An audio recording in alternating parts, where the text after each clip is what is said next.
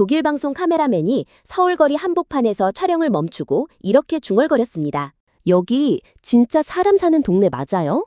수백만 명이 매일 오가는 대도시인데 쓰레기가 단 하나도 없는 겁니다. 오늘 독일 언론이 한국을 보고 넋을 잃은 이유 지금부터 전부 파헤쳐드리겠습니다. 사실 유럽 사람들은 한국에 오기 전까지 이런 모습을 전혀 상상하지 못했습니다. 아시아의 청결한 도시하면 일본만 떠올렸거든요.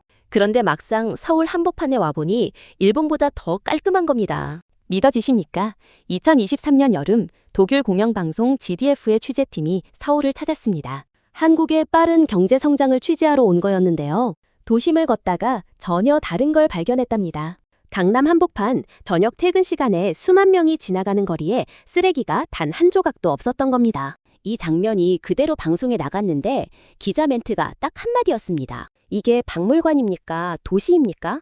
한국과 독일을 비교하면 굉장히 흥미롭습니다. 독일이 세계에서 가장 청결한 나라 중 하나로 손꼽히는 곳이잖아요.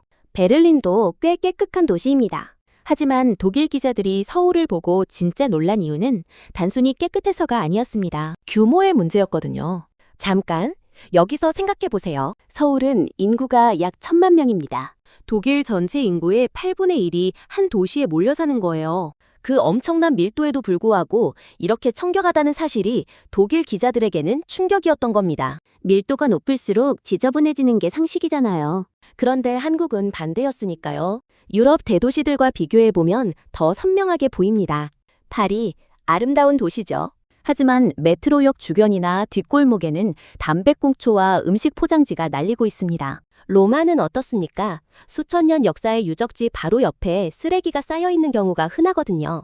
깨끗하기로 유명한 취리히도 주말밤이 지나면 도심 상황이 달라집니다. 심지어 분리수거로 세계 1위인 독일의 베를린조차 클럽거리, 다음날 아침은 보기가 민망하다는 현지 후기가 넘쳐납니다. 그런데 서울 홍대 앞은 새벽 2시에 수만 명이 뒤섞여 놀다가도 흩어져도 다음날 아침이면 깔끔하게 정리돼 있습니다. 어떻게 이게 가능한 걸까요? 첫 번째 이유, 환경미화 시스템입니다. 서울시에는 약 15,000명의 환경미화원이 근무하고 있습니다. 365일 24시간 교대로 거리를 청소하는 분들이죠.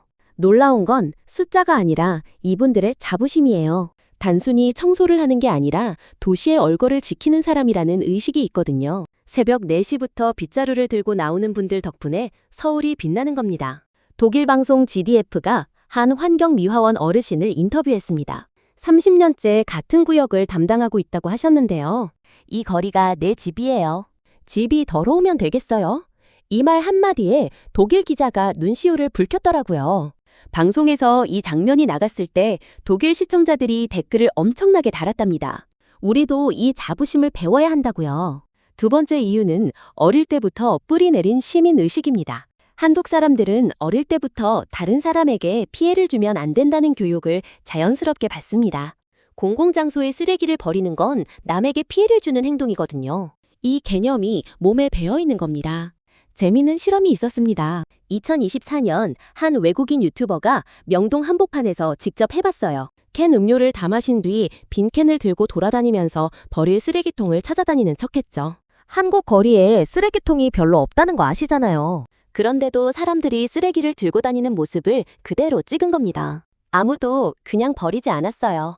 이 영상이 해외에서 폭발적으로 퍼졌습니다. 이게 핵심인데요. 한국의 거리 쓰레기통이 적은 건 사실입니다. 1990년대에 쓰레기통을 오히려 줄이는 정책을 시행했거든요. 쓰레기통이 있으면 쓰레기가 더 모인다는 역설적인 발상에서 나온 정책이었죠. 대신 쓰레기 종량제를 도입했습니다. 전용 봉투를 사서 쓰레기를 버리는 방식이요. 처음에는 반발이 심했지만 지금은 세계가 배우고 싶어하는 제도가 됐습니다. 종량제 도입 이후 한국의 쓰레기 배출량이 30% 이상 줄었습니다. 재활용률은 세계 최고 수준이 됐고요. 독일도 분리수거로 유명하지만 한국의 재활용 시스템 앞에서는 할 말이 없다는 게 독일 언론의 솔직한 평가랍니다. 세 번째, 전 세계가 경악한 한강 기적이 있습니다. 2023년 한강 불꽃축제 때였습니다. 100만 명이 넘는 인파가 한강공원에 몰렸죠. 세계 어디서든 100만 명이 모이면 어떻게 됩니까? 쓰레기 대란이 납니다. 축제 다음 날 거리가 전쟁터가 되죠. 그런데 서울은 달랐습니다. 100만 명이 자리를 뜨면서 각자 자신이 남긴 쓰레기를 챙겨갔거든요. 깔았던 돗자리도, 먹었던 음식 포장지도, 음료수 캔도 전부 가져간 겁니다. 잠깐 여기서 중요한 게 있습니다. 이 영상이 해외에 퍼지면서 전 세계가 충격을 받았습니다. 영국 언론은 이 장면을 보고 한국인은 외계인이냐고 했습니다. 과장이 아니에요. 진짜 그런 기사 제목이 있었거든요. 독일, 영국, 프랑스, 미국 언론이 일제히 이 소식을 보도했습니다. 100만 명이 모인 축제 현장에서 쓰레기 제로라는 제목이 전 세계 포털을 장식했죠. 네 번째, 한국인들이 이렇게 행동하는 문화적 뿌리가 있습니다. 단순한 벌금이나 규칙 때문이 아니거든요. 한국의 전통 가치관 중에 눈치라는 개념이 있습니다. 남들이 어떻게 생각하는지, 내 행동이 주변에 어떤 영향을 미치는지 항상 의식하는 문화죠. 이게 긍정적으로 작용하면 공공장소에서의 배려로 나타납니다. 내가 쓰레기를 버리면 주변 사람들이 어떻게 볼까? 이 공간이 더러워지면 다른 사람들이 불편하지 않을까? 이런 생각이 자연스럽게 드는 거예요. 강제가 아니라 문화인 겁니다. 다섯 번째, K-팝이 만들어낸 새로운 청결 문화가 있습니다. 이건 좀 의외죠? K-팝 콘서트 현장을 보신 분들은 아실 겁니다. 수만 명이 모이는 대형 콘서트가 끝난 후 팬들이 자발적으로 쓰레기를 줍고 나갑니다. 자기 아이돌의 이미지를 위해서요. 팬클럽들이 앞다퉈 청소 봉사를 하는 문화가 정착돼 있거든요. BTS 콘서트가 미국과 유럽에서 열렸을 때도 이 문화가 퍼졌습니다. 해외 팬들도 한국 팬들의 청소 문화를 따라하기 시작했죠. K-팝이 한국의 공공의식까지 수출한 겁니다. 미국 한 콘서트 주최 측 관계자가 인터뷰에서 이렇게 말했답니다. 우리 공연 25년 동안 팬들이 자발적으로 청소하는 건 처음 봤다고요. 여섯 번째, 야간 경제와 청결의 공존이라는 놀라운 현상이 있습니다. 홍대, 이태원, 강남 가로수길. 밤이 되면 수십만 명이 쏟아지는 곳들이잖아요.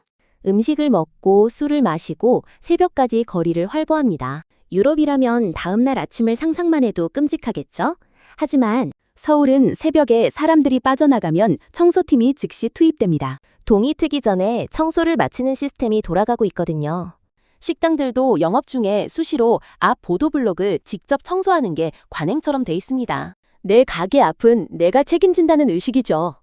독일 GDF 취재팀이 새벽 5시에 홍대 앞을 다시 촬영했을 때 밤새 수만 명이 다녀간 거리가 깔끔하게 정리돼 있었다고 합니다. 그 장면을 본 독일 시청자들이 경악했던 거죠. 이게 가능한 나라가 있다고? 일곱 번째, 한국만의 독특한 쓰레기 분리 문화입니다. 음식물 쓰레기 분류수거 아십니까? 한국은 2005년부터 음식물 쓰레기를 별도로 분리해 버려야 합니다. 이 시스템이 자리 잡기까지 시간이 걸렸지만 지금은 완전히 생활화됐죠. 음식물 쓰레기는 동물 사료나 퇴비로 재활용됩니다. 버려지는 게 아니라 자원이 되는 겁니다. 한국의 재활용률은 OECD 최고 수준입니다. 종이, 유리, 플라스틱, 금속, 음식물까지 세분화해서 분리하거든요. 외국에서 온 유학생들이 처음에는 이 시스템에 당황한다고 합니다. 너무 복잡하다고요? 하지만 몇 달이 지나면 자연스럽게 익숙해지고 이 시스템이 환경에 얼마나 효과적인지 몸으로 느끼게 됩니다. 잠깐, 여기서 놀라운 역사적 사실이 있습니다. 한국 사람들이 청결에 신경 쓰는 건 최근 일이 아닙니다. 조선시대 기록을 보면 한양에 거리 청결을 관리하는 관직이 있었거든요. 한성부라는 기관에서 도성 내 청결을 전담했습니다. 수백 년 전부터 청결 문화의 씨앗이 있었던 거예요. 물론 한국도 완벽하지는 않았습니다. 1970년대에서 1980년대 급격한 산업화 시기에는 환경 문제가 심각했습니다. 강과 하천이 오염되고 도시 외곽 지역은 개발 과정에서 몸살을 앓았죠. 지금의 청결한 한국은 수십 년에 걸친 노력과 시행착오의 결과입니다. 지하철 화장실만 봐도 얼마나 달라졌는지 알 수 있습니다. 20년 전만 해도 지하철 화장실 상태가 좋지 않았거든요. 그런데 지금 서울 지하철 화장실은 놀랍도록 깨끗합니다. 외국인들이 특히 충격받는 부분 중 하나예요. 공중화장실 청결도도 세계 최고 수준이랍니다. 국제사회의 인정도 이어지고 있습니다. 서울은 아시아 대도시 청결도 조사에서 꾸준히 상위권을 차지하고 있습니다. 외국인 관광객 만족도 조사에서도 청결 항목은 항상 최고 점수를 받고 있죠. UN 해비타트가 발표한 세계 도시 거주 환경 평가에서도 서울은 청결도 부문에서 두각을 나타냈습니다. 특히 독일, 스웨덴, 네덜란드 같은 선진국 언론들이 서울의 사례를 배워야 할 모범으로 소개하기 시작했습니다. 단순히 깨끗한 도시가 아니라 시민 의식과 제도가 결합해 만들어낸 살아있는 교과서로 보는 겁니다. 그렇다면 우리가 여기서 생각해 볼 게 있습니다. 청결한 환경은 저절로 만들어지지 않는다는 겁니다. 개인의 의식, 제도적 뒷받침, 지속적인 관리, 이 세 가지가 맞물려야 가능한 일이죠. 한국이 바로 그 모범을 보여주고 있는 거예요.